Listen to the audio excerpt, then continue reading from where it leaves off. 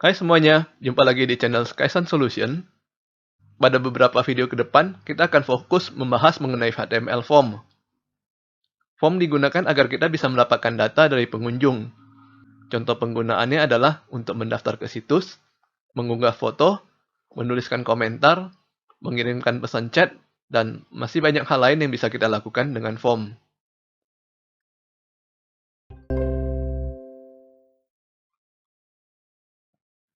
Pertama kita lihat dahulu contoh dari form.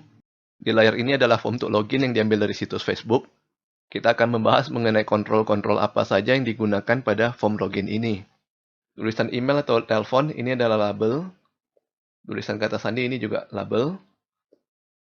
Kemudian kita lihat ada kotak di bawah tulisan email yang bisa kita isi dengan email atau nomor telepon kita. Kotak ini adalah text box. Sedangkan kotak di bawah kata sandi adalah password. Sebenarnya text box dan password ini adalah kontrol yang sama, hanya ada sedikit perbedaan pada behavior-nya. Pada text box, apabila kita mengetikkan huruf A, maka yang muncul di dalam text box adalah huruf A. Sedangkan pada password, apabila kita mengetikkan huruf A, maka yang keluar adalah bulat. Dan kontrol terakhir yang digunakan adalah button submit, yang fungsinya untuk mengirimkan data email dan kata sandi ke server Facebook. Yang perlu diperhatikan di sini adalah tombol loginnya hanya ada satu ya. Jadi kita tidak perlu membuat satu tombol khusus untuk kirim email dan satu tombol lagi untuk mengirim kata sandi. Cukup dengan satu tombol saja, kita sudah bisa mengirimkan semua data yang berada di dalam tag form. Contoh kedua adalah form untuk membuat akun Facebook baru. Di form ini, data yang harus diisikan lebih banyak dan menggunakan lebih banyak jenis kontrol. Di bagian atas kita bisa melihat 4 buah text box untuk nama depan, nama belakang, nomor seluler, dan kata sandi. Kemudian untuk memasukkan tanggal lahir, form ini menggunakan 3 buah drop down untuk memasukkan tanggal, bulan, dan tahun. Lalu untuk memilih jenis kelamin, form menggunakan radio button. Sehingga pengguna hanya bisa memilih salah satu dari perempuan, laki-laki, atau khusus. Bagi yang ingin tahu khusus itu maksudnya apa, bisa mengklik tanda tanya di sampingnya. Dan bagian paling bawah dari form adalah tombol daftar, yang kalau kita klik akan mengirimkan seluruh data pada form ini ke server Facebook. Kita menggunakan kontrol untuk meminta masukan dari pengunjung situs kita. Pada slide kita bisa lihat ada banyak macam kontrol yang didukung oleh HTML. Pada form Facebook tadi, kita sudah melihat contoh penggunaan label, text box, password, drop down, radio, dan button. Nanti akan kita bahas lebih detail lagi mengenai masing-masing kontrol ini. Ini adalah contoh dari tag form. Attribute yang sering digunakan adalah action yang kita isikan dengan URL server yang akan dikirimi data. Apabila kita tidak mengisikan action, maka data akan dikirimkan ke halaman yang sama. Sedangkan attribute method berisi jenis HTTP request yang akan digunakan. Pilihannya adalah get atau post. Nanti akan kita bahas lebih dalam lagi. Sekarang kita akan praktek cara membuat form. Kita buka Atom. Saya sudah membuatkan file baru dengan nama form.html dan isinya sudah saya tambahkan dengan boilerplate. Kita isikan bagian title dengan HTML form.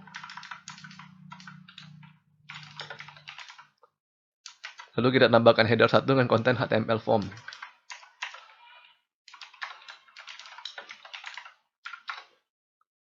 Setelah itu kita buat tag form dengan attribute method sama dengan get.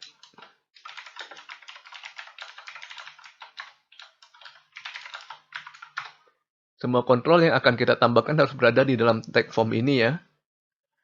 Pertama kita tambahkan dahulu label dengan konten email.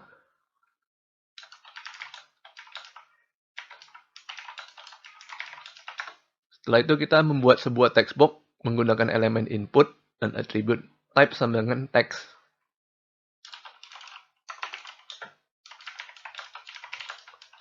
Elemen input ini termasuk elemen void ya. Jadi kita tidak perlu membuat tag penutup input. Kita lihat dulu hasilnya pada browser.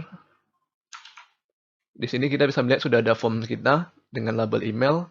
Dan sebelah kanan label tersebut sudah ada text box yang bisa kita isi dengan teks. Kita tambahkan 2 buah line break. Kemudian kita buat label baru dengan konten password. Dan untuk text box-nya kita menggunakan elemen input dengan attribute type sama dengan password.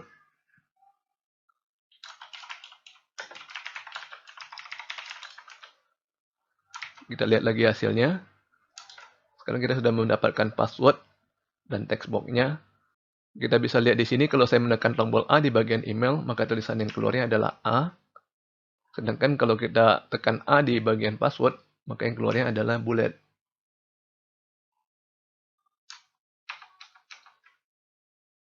Ini disebabkan karena pada email kita menggunakan elemen input dengan type text, sedangkan pada password kita menggunakan elemen input dengan type password. Untuk membuat button submit, bisa kita lakukan dengan menggunakan elemen input dan button. Pertama kita coba menggunakan elemen input dulu ya. Kita tambahkan elemen input dengan attribute type sama dengan submit.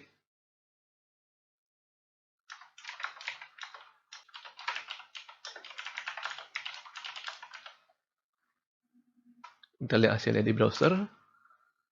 Sudah ada tambahan sebuah button dengan tulisan submit. Apabila kita hendak mengganti tulisan submit, kita bisa menggunakan attribute value. Misalkan kita tambahkan attribute value sama dengan login.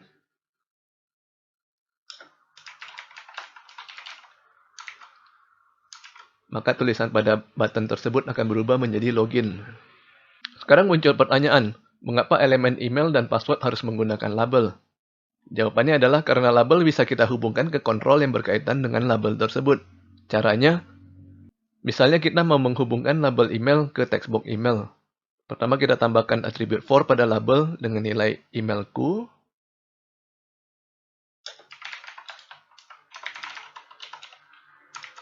Lalu kita tambahkan attribute ID pada input yang isinya emailku juga. Ingat di sini bahwa nilai for pada label harus sama persis dengan nilai ID pada input. Barulah kedua kontrol bisa terhubung. Dan apabila kita tes di browser, pada saat kita klik email, maka browser akan secara otomatis memindahkan fokus ke dalam text box-nya. Kita bisa lakukan hal yang sama untuk label dan input password.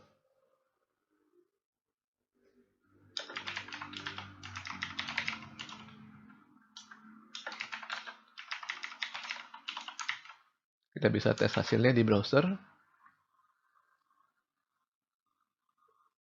Nah, kalau misalnya kita membuat kesalahan seperti label email namun diberi for passwordku, maka hasilnya kalau kita mengklik tulisan email, maka browser akan fokus ke text box password.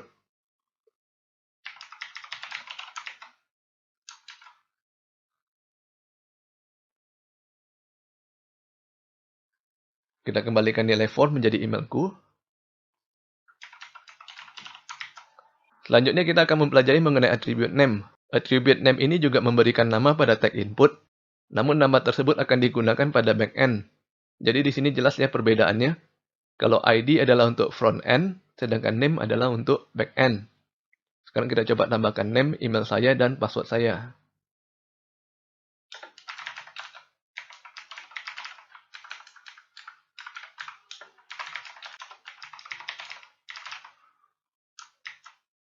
Kita refresh browser dan kita coba masukkan data email ABC sedangkan password DEF. Kemudian kita tekan tombol login.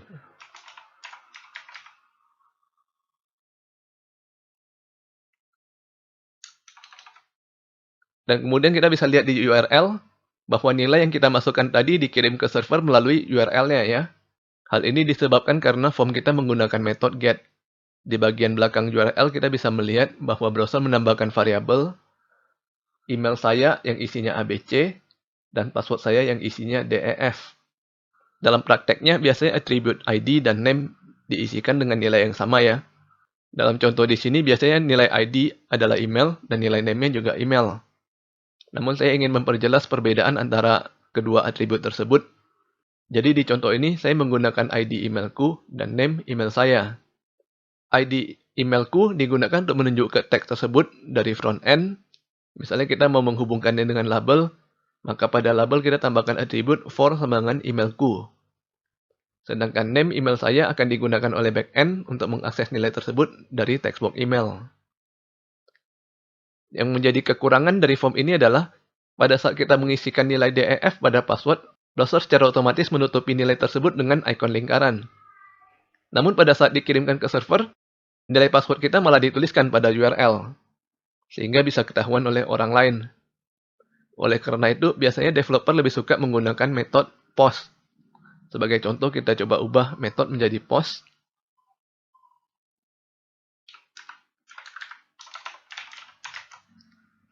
Dan kita coba lagi pada browser.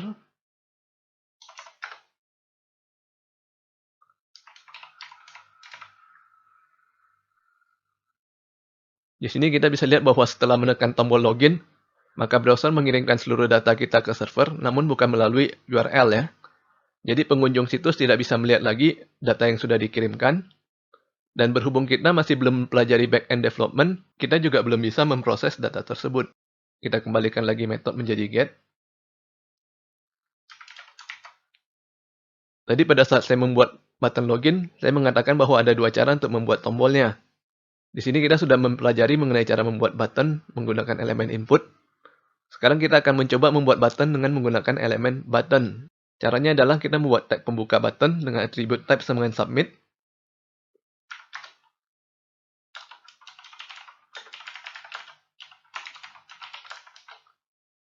Setelah itu kita isikan kontennya dengan kata login. Dan kita mesti membuat tag penutup button. Dan kalau kita refresh browser, kita akan mendapatkan dua buah tombol yang fungsinya sama. Apa perbedaan dari tombol elemen input dan tombol elemen button? Kita lihat lagi ke kode kita. Perbedaan paling besar adalah input merupakan void element, jadi kita tidak bisa membuat tag penutup input. Sedangkan isi tombol kita tuliskan dalam attribute value. Kelemahan dari attribute value ini adalah nilainya hanya bisa tag saja. Kita tidak bisa menambahkan HTML tag. Sebagai contoh, saya coba tambahkan tag H1 di kedua tombol.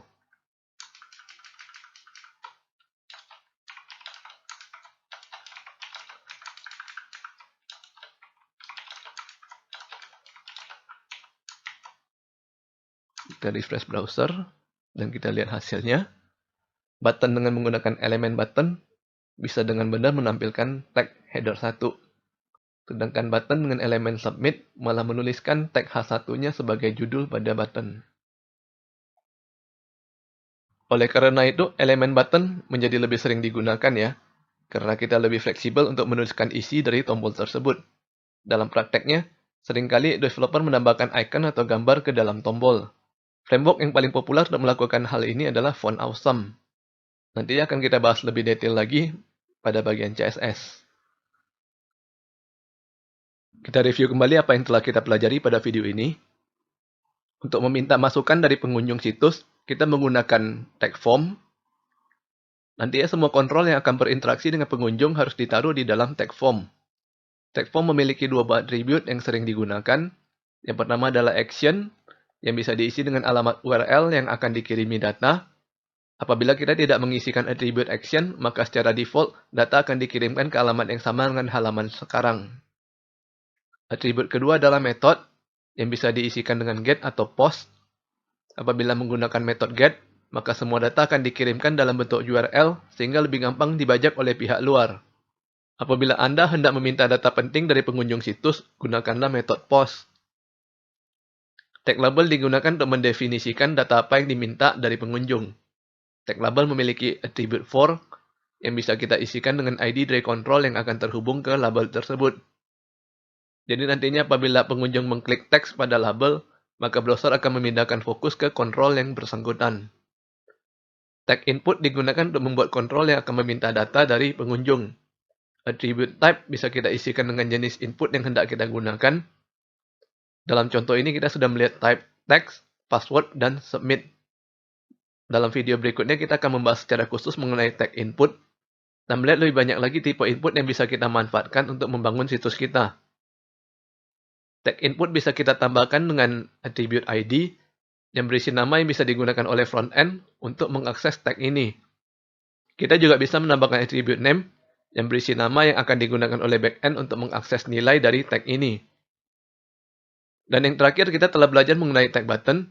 Tag ini digunakan untuk membuat tombol. Kita bisa menggunakan tag HTML untuk menuliskan teks yang akan ditampilkan di dalam tombol tersebut. Nantinya kita akan belajar lebih banyak kegunaan dari button pada saat kita mempelajari mengenai JavaScript. Oke, sampai di sini dulu video kita kali ini. Jangan lupa subscribe ke channel Skysen Solution untuk mendapatkan informasi terbaru dari kami. Bagi yang tertarik untuk mendapatkan source code atau slide dari video ini, bisa melihat link pada deskripsi video. Dan sampai bertemu lagi di video berikutnya.